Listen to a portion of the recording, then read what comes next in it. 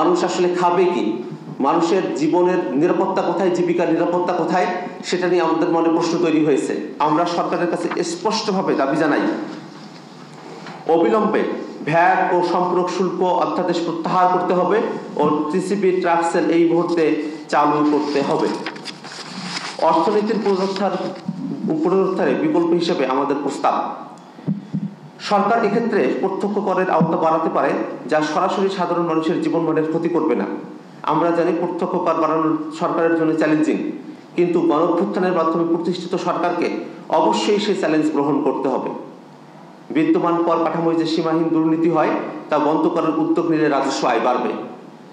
বিগত সরকার 15 বছরে বিদেশে $234 বিলিয়ন মার্কিন ডলার পাচার করেছে বলে দেবপ্রিয় ভট্টাচার্যের নেতৃত্বে শ্বেতপত্রে উঠে এসেছে। সেগুলো দেশে ফেরত আনার জন্য সরকারকে কার্যকর ব্যবস্থা গ্রহণ করতে হবে।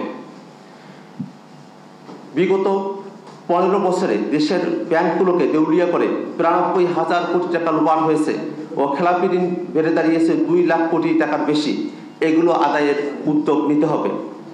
আমরা সরকারকে আহ্বান জানাবো, দেশে বিদ্যমান অর্থঋণ আদালত 2003 সরকারকে দ্রুত ট্রাইব্যুনাল করার যাবতীয় আইনি সুযোগ দিয়েছে।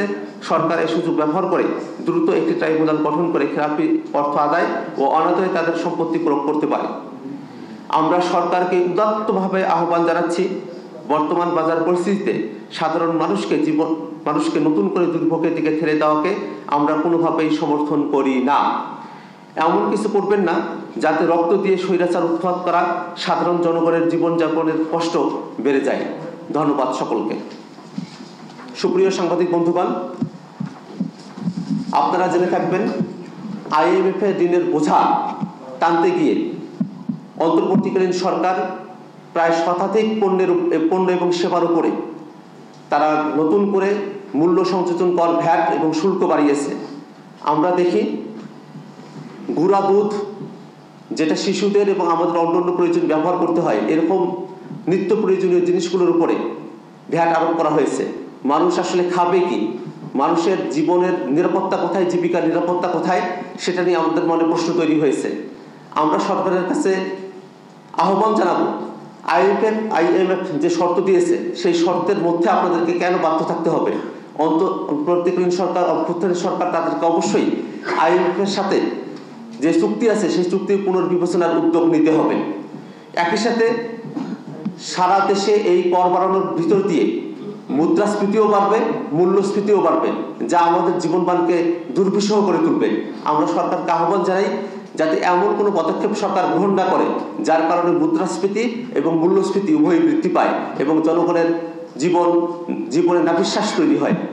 একই সাথে আমাদের দাবি থাকবে, আপনারা জেনে থাকবেন যে শ্বেতপত্র প্রকাশ হয়েছে, সেখানে একেবারে ডাটা ধরে ধরে যেগুলো প্রকাশিত, সেই প্রকাশিত ডাটার মধ্যে থেকেই আমরা দেখতে পাই যে $234 বিলিয়ন পাচার করা হয়েছে।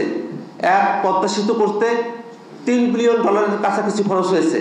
$234 বিলিয়ন দিয়ে 78টা পদ্মা সেতু করা সম্ভব হতো যদি সেই টাকাগুলো আমাদের দেশে থাকতো। আমরা সরকারকে আহ্বান জানাই, যেসব টাকা, এই $234 বিলিয়ন, প্রায় 78টা পদ্মা সেতু বিদেশে পাচার করা হয়েছে, এই টাকাগুলো দেশে ফিরিয়ে নিয়ে আসা হবে এবং তার ভিতর দিয়ে জনগণের যে জীবনযাত্রার মান সেগুলো উন্নত হবে এবং জনগণকে অতিরিক্ত যে ভ্যাট শুল্ক এগুলোর বোঝা গ্রহণ করতে হবে না। ধন্যবাদ সকলকে।